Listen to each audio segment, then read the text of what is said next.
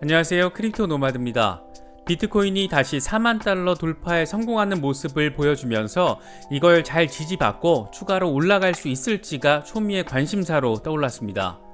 2달 동안 3만 달러에서 4만 달러 박스권에 갇혀서 참 지루한 횡보를 보이면서 개미 투자자들에게 초조함과 또 불안감을 안겼던 비트코인에 다시 힘이 실리는 모습이어서 참 반갑게 느껴집니다. 비트코인이 꽤나 힘을 받는 모습을 보여주긴 했지만 비트 도미넌스가 50%에 육박하면서 다른 알트코인들은 좀처럼 힘을 받지 못하는 모습을 보이기도 했습니다.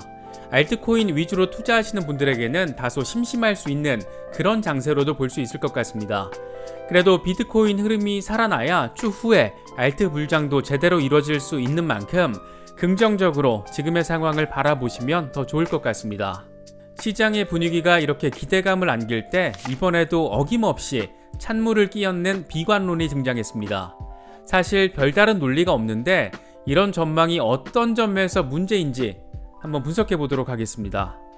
이더리움은 거래량 증가 속도가 처음으로 비트코인을 추월했다는 소식이 전해졌고, 리플의 경우에는 지금까지 나왔던 방어 논리들 가운데 가장 매력적이고 또 강력해 보이는 그런 논리가 등장했습니다.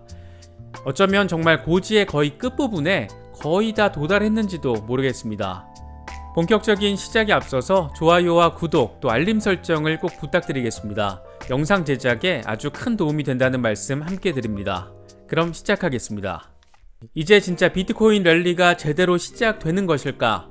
굉장히 중요한 지점에 와 있기 때문에 관심도 역시 꽤나 커진 상태입니다. 일단 현재 상태에서 가장 중요한 것은 4만 달러를 돌파해서 안정적인 지지를 받는지 여부입니다. 다음 저항선인 4만 2천 달러 부근을 뚫기 위한 사전 전제 조건이라고 할 수 있습니다. 암호화폐 애널리스트인 라크 데이비스는 200일 단순 이동평균선에 주목하고 있습니다. 라크 데이비스는 비트코인이 강세장에서 탄력을 받을 수 있을지 여부로 200일 SMA에 주시하고 있다. 엄밀히 말해서 44,700달러를 넘어서기 전까지는 아직은 약세 추세다.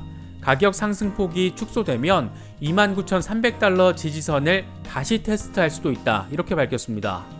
일단 42,000달러 저항선을 뚫고 45,000달러 부근까지만 힘을 써준다면 그때부터는 제대로 된 불리시 랠리가 시작된다는 건데, 데이비스는 이번 테스트는 거대한 랠리 준비를 나타나게 될 것이다. 이렇게 긍정적으로 분석했습니다. 코인데스크는 현재 비트코인 상황이 거래량을 동반한 반등이라는 점을 강조하면서 건강한 회복 신호라고 분석했습니다. 코인데스크는 아케인 리서치 보고서를 인용해서 5월 이후 감소 추세였던 비트코인 거래량이 최근 가격 상승과 함께 급증한 것은 매수자 유입에 힘입은 강력한 회복세로 시장의 건강한 신호라고 평가했습니다.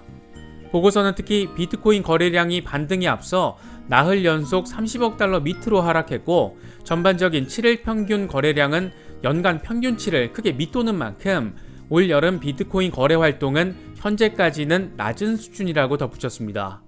비트코인이 4만 달러 지지를 건강하게 받고 거래량도 이전 수준으로 동반이 된다면 의미 있는 랠리가 펼쳐질 것으로 기대해 볼 수 있는 그런 부분으로 보입니다.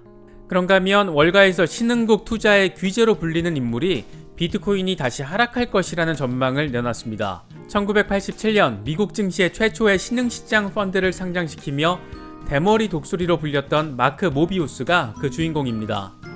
모비우스는 블룸버그와의 인터뷰에서 비트코인 가격이 최근 회복세에도 불구하고 조만간 다시 하락할 것이라고 관측했습니다. 그는 주요 암호화폐 거래소에 대한 규제 움직임이 확대되고 있다. 이런 상황에서 암호화폐에 대한 관심이 늘어날지 의문이라고 말했습니다. 그러면서 비트코인은 금과 달리 실체적 특성이 없기 때문에 사람들의 신뢰는 곧 무너지기 시작할 것이다. 비트코인에 투자한 테슬라 같은 기업에 대한 투자도 조심스럽다라고 덧붙였습니다. 모비우스는 1980년대부터 신흥국 시장에 주로 투자를 하면서 큰 돈을 벌었던 인물입니다. 아프리카 시장에도 선제적으로 접근해서 2012년 아프리카 펀드를 만들면서 주목받기도 했습니다. 나름 한 시대를 풍미했던 인물로 볼 수 있습니다.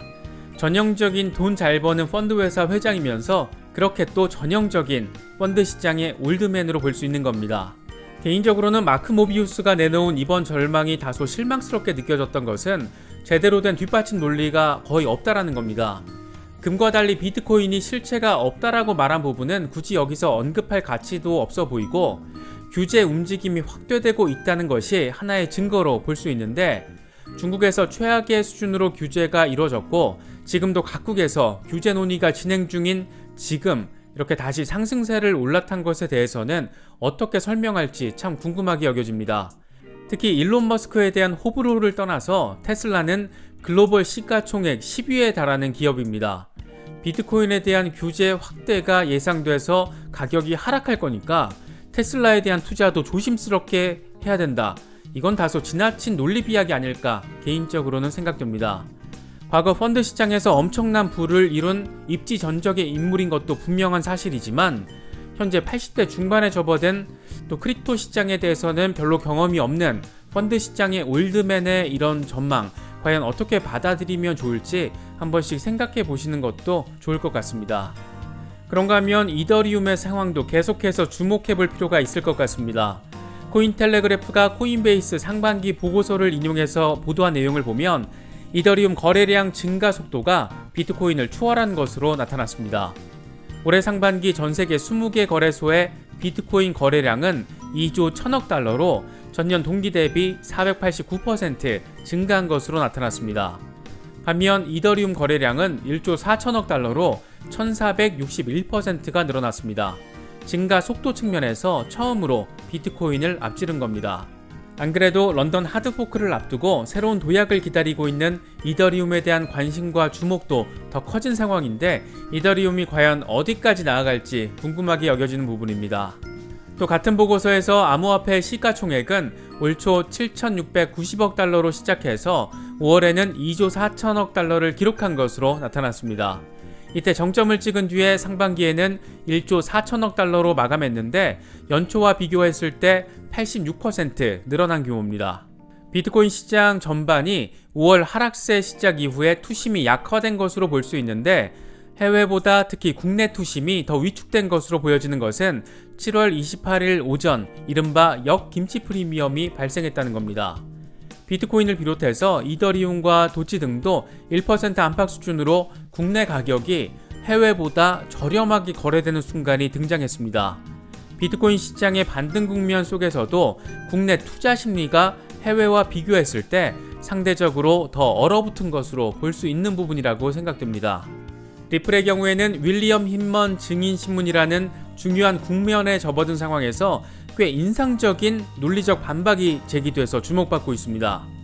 데일리 호들 보도를 보면 리플 측 제레미 호건 변호사는 리플사가 미등록 증권을 판매했다는 SEC 주장과 대립하는 논리가 바로 XRP가 다른 암호화폐들과의 가격과 동조화된다는 것이다, 이렇게 주장했습니다. 그러면서 XRP가 SEC의 주장대로 증권이라면 다른 암호화폐 가격이 아닌 리플사의 성과와 상관관계가 있어야 한다라고 지적했습니다. 이어 앨런 튜링 연구소 연구 논문을 인용해서 XRP와 에이다는 70% 이상의 상관관계가 있다.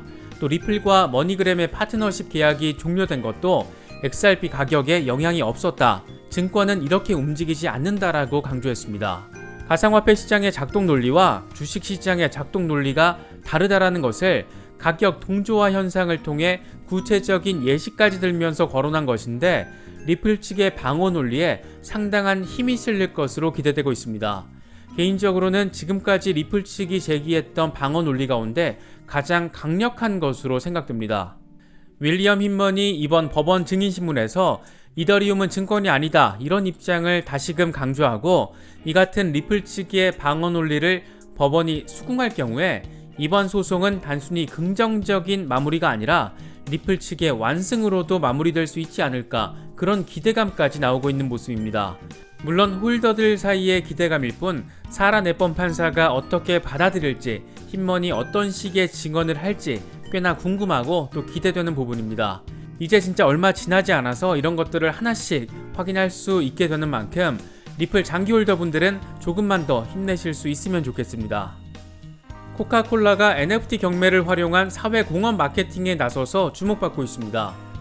코카콜라는 웨어러블 장비 설계 업체와 함께 첫 NFT를 출시한다라고 밝혔는데 7월 30일 국제 우정의 날을 맞아서 NFT 마켓 오픈시에서 코카콜라 NFT 루트박스 경매가 4일 동안 진행됩니다.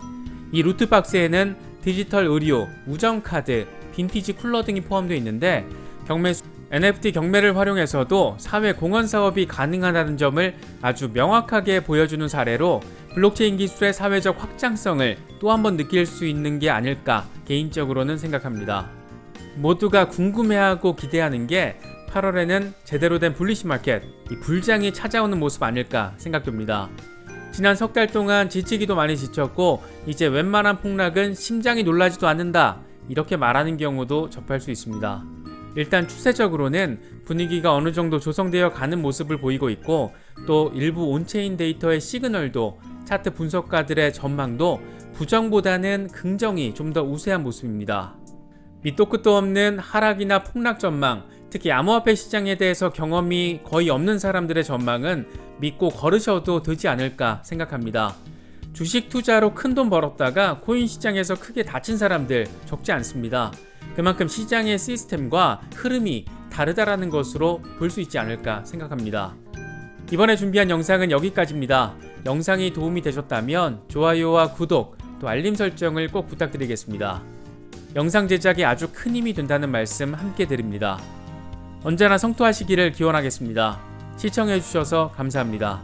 지금까지 크립토 노마드였습니다.